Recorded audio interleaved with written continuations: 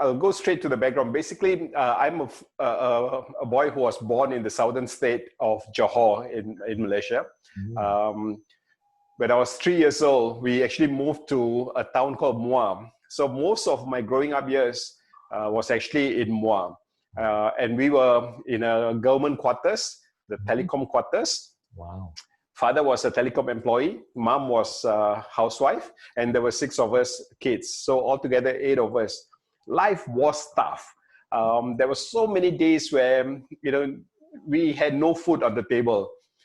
There were neighbors who were sneaking food from their house. It's like, the father coming in, sneaking something and telling us, don't tell others. Then the mother will come in and sneak something else and tell us, don't tell others.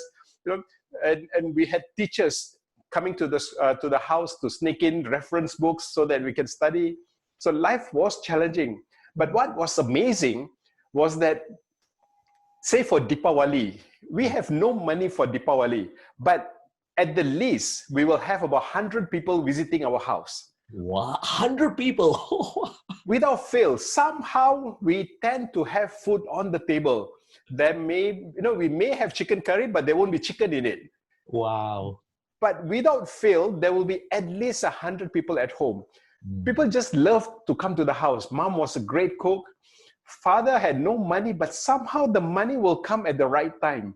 Oh. And life was just filled with happiness. So there's no money, but there was abundance of happiness. And I'm always reminded about this. Now, all of us have done quite well. So all of us are graduates. We have our houses and so on. Unfortunately, we are not serving the 100 people for Deepawali anymore. Oh. The one serving the 100 people remains mom. Right. People are still coming to the house where mom is, not to our house. So when we talk about success, when we talk about wealth, the wealth is actually in giving, not in having. So you can have $1 million. It means nothing compared to a person who has 10 ringgit and gives out.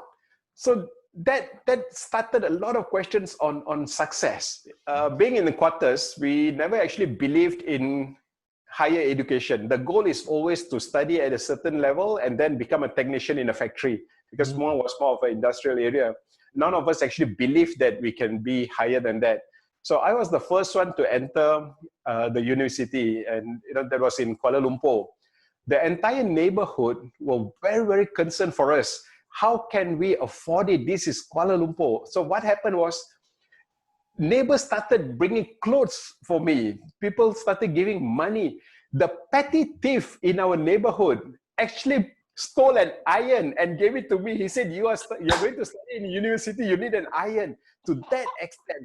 But after I entered uni, my siblings joined me.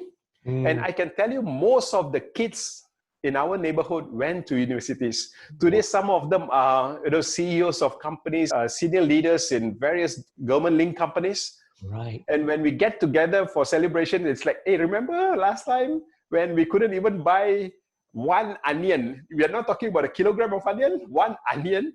Wow. And today we are in this position. And so the journey has been amazing.